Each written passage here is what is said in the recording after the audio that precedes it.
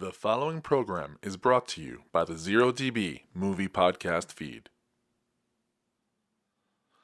Hey, welcome back to the solo show on the 0DB Podcast feed.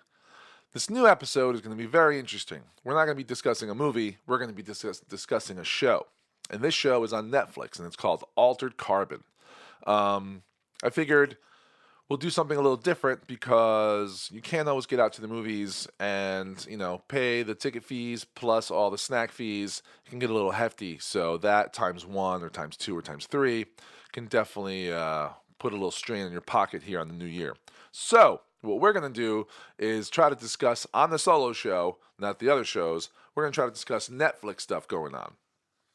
So this time, it's going to be Altered Carbon. I watched the first episode, and I'm going to discuss the first episode. And then if we like it, we're going to go back and watch the rest of it. And that's it. So coming right up is going to be Altered Carbon. Thanks.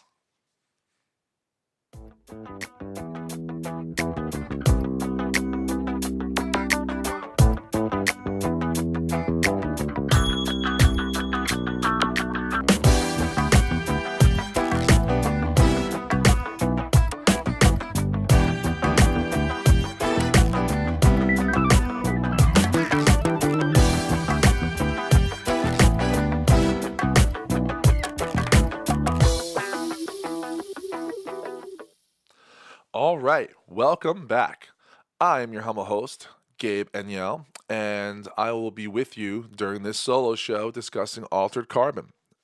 Now, what I'm doing differently is, first of all, I took notes, and I usually don't take notes, but I figured this would be fun because I didn't read anything about this on IMDb before I watched it. I saw the trailer on Netflix, and I said, yes. I heard a little bit of people talking about this a little bit, so I said, all right, let's do this. So that's what I did. I watched it, I took some notes, I paused it to take some notes, went back a little bit. That's what's great about Netflix, you can go back too.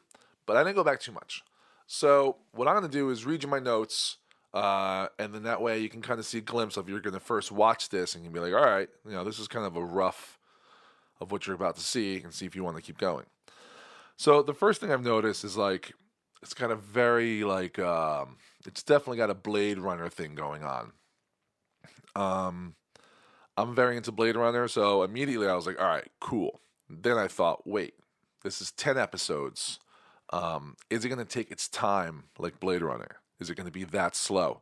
I like slow, but a lot of people don't. And that's why I think Blade Runner is like an acquired taste. But no, it moved a little bit quicker here than I thought for 10 episodes. I thought, so the first episode's always got to be kind of like a set it up pilot type thing, So I have like Blade Runner ?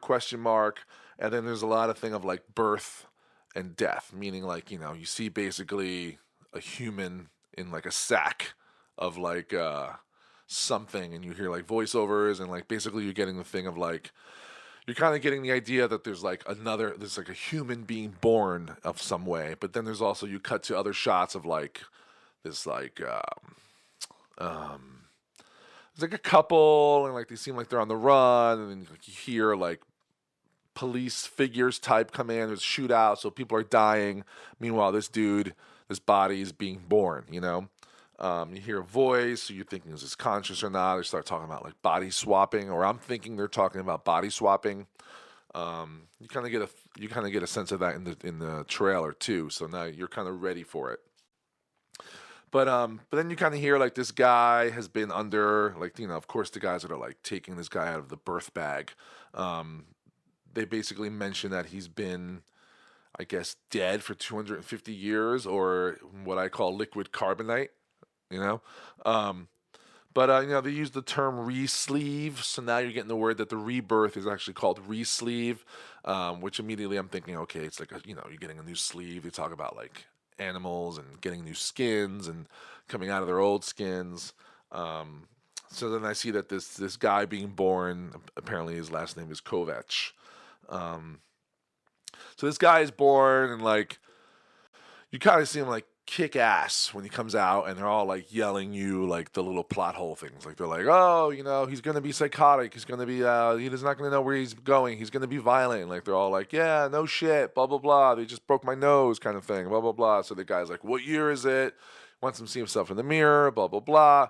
So now you're like, okay, so this guy's got some kind of a conscience of who he is, So then he looks in the mirror, and you see that he was the dude that, while he was being born, was the guy getting all shot up, an Asian guy, with some kind of an outlaw dude. So now you see him turn into him. So now I'm thinking, okay, that's kind of crazy, like you got some like Terminator stuff going on. You also got like, sliders, that kind of stuff, which is all good. So far, so good, So now, like, he's basically gets picked up by what this person calls herself a driver. She's like, I'm here to pick you up. Mr. Blah, blah, blah wants to take you, and blah, blah, blah, blah, blah. So he goes with her, and they're bringing him outside, and she's kind of giving him an update of what's going on and what world they're in. This is like some dystopian, futuristic type thing. So there's the people outside that you would figure with the signs, spirit savers, afterlifers, like they're all like protesting and stuff. But now I hear the term envoy. Envoy for me is just another word for Blade Runner, right? Like that's what I feel like this guy has been in the past, because they're like, oh, you're an ex-envoy kind of thing. Apparently they're like really smart beings that go and like they keep resleeving into body, and they're able to adapt and like immerse into total cultures and become them. Usually to be like mercenaries or soldiers or like mercenaries, basically, right? Paid mercenaries. At this point, like you're hearing a lot about the Falconer, and I'm thinking, okay, the Falconer is like some kind of like leader in the past that tried to avoid this kind of dystopian future, because they talked about an uprising. They mentioned the Falcon as being a her. So now I'm kind of like, all right, what's going on with the Falconer? So now we're at the middle of this episode. It's an hour and half hour in. Now I kind of see it. Now they've set this up kind of thing. Now it turns into like, you meet the female cop, which is Kristen Ortega. She's the one that takes him to Lawrence Bancroft's mansion, where he's owned by him when he gets out of jail. Because that's where he arrives, basically. It's all these jail people that get like new bodies and stuff, and they keep living. So now I feel like at the middle point, it turns into like a cop investigation side story, because like, Kristin is with her partner, and they're talking about it, and she's all mad about who he is and what he was and blah, blah, blah. And so they're kind of just like, calm down, like she's a little over the top, but I kind of like her. She's all right. And like her partner's a little subdued, so they're kind of evening themselves out. But then we meet Lawrence Bancroft, which is like basically Kovach's handler, the guy that bought him, basically. And he reveals the deal to him of what he wants him to do.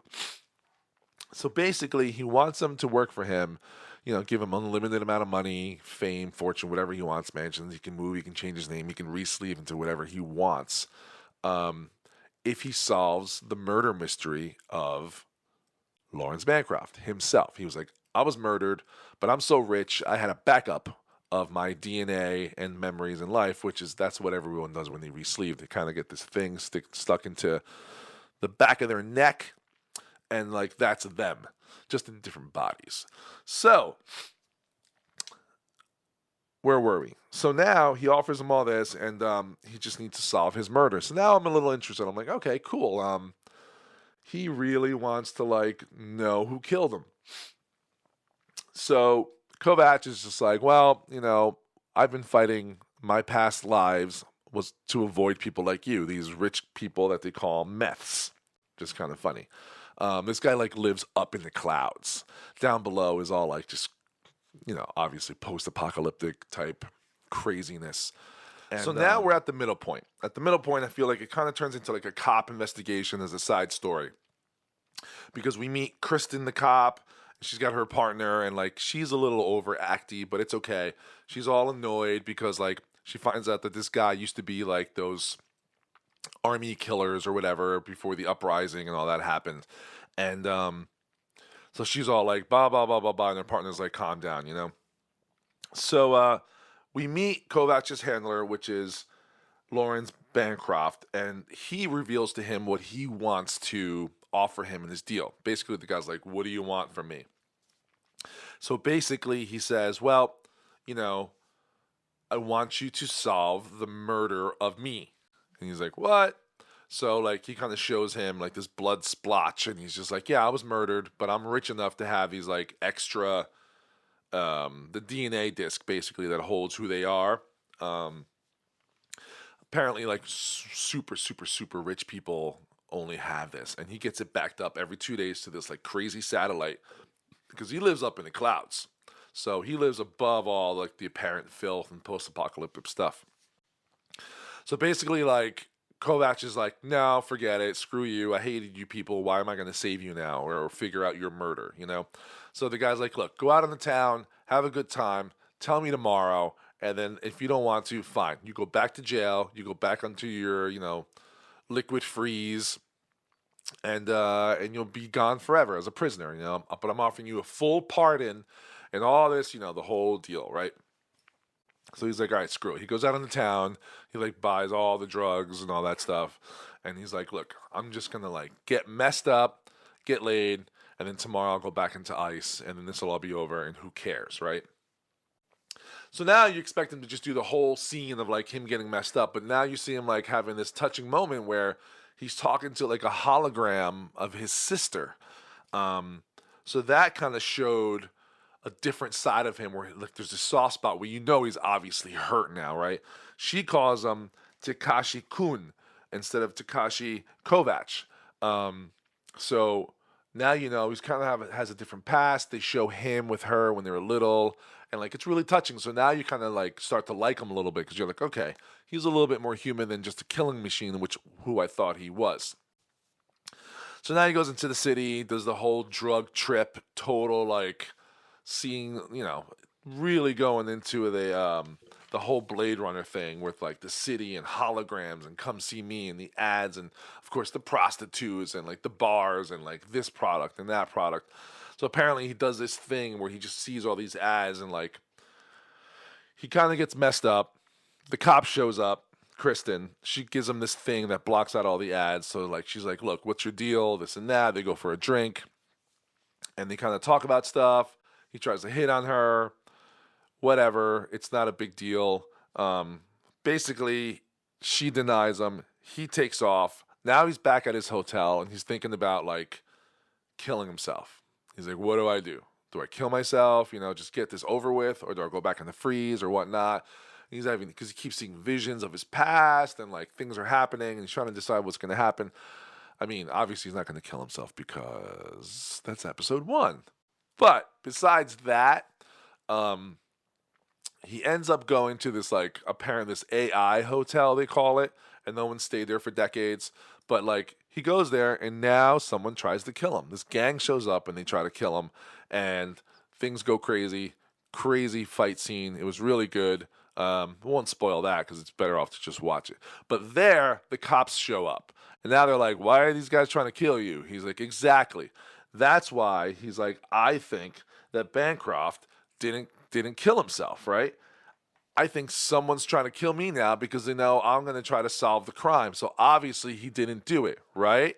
Right? So the cops are like, I don't know. I think you're crazy. We'll see what happens. And this kind of like obviously like changes his mind. He calls Bancroft. He tells him, I'm in. So he's in. He's not going to give up. He's not going to go back into the freeze. He's not going to like kill himself. He's down for this because now he knows something is up.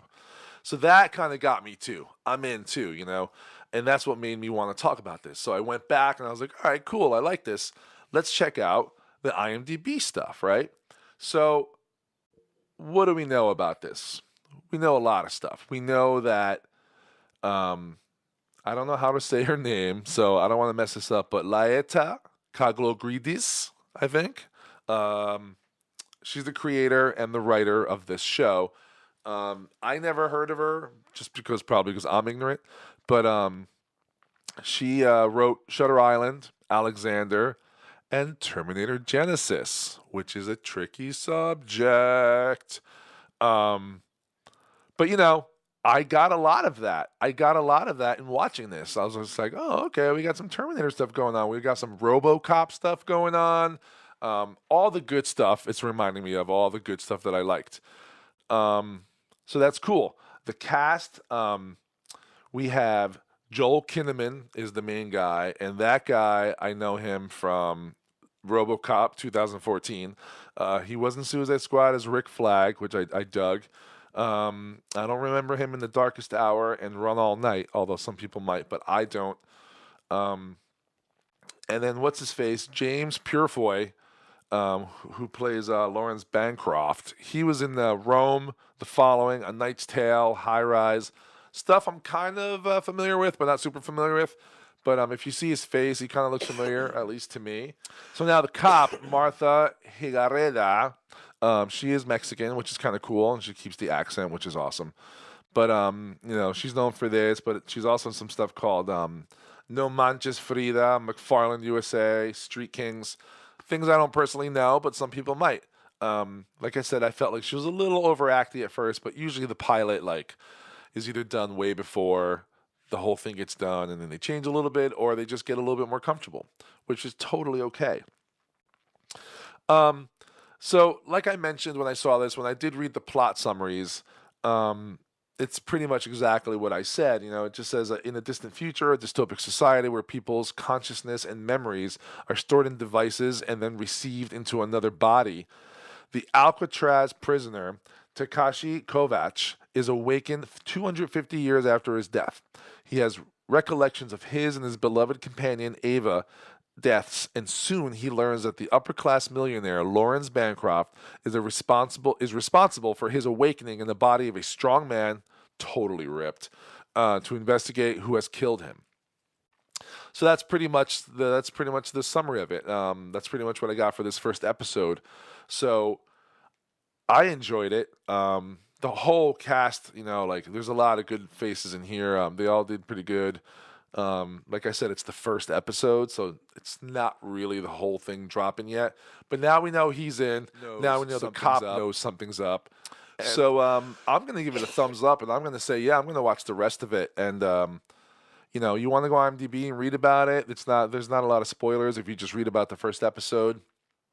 If you like all those things that I mentioned, RoboCop, Blade Runner, Terminator, albeit the RoboCop and the Terminator are not the best of them, but it's got the spirit of them. So yeah, I'm going to keep watching this, and I think you guys should check it out too. Don't forget to subscribe. Definitely on this YouTube one, subscribe on it. The more subscribes I get, the more people see it, and the more we can get funner questions and comments, and we can keep going with this Netflix stuff too.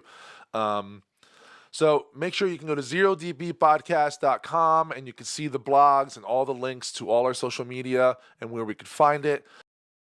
So want to write to Twitter, it's at zerodb23. If you want to find me on Facebook or Instagram, that's at GabrielOmar23.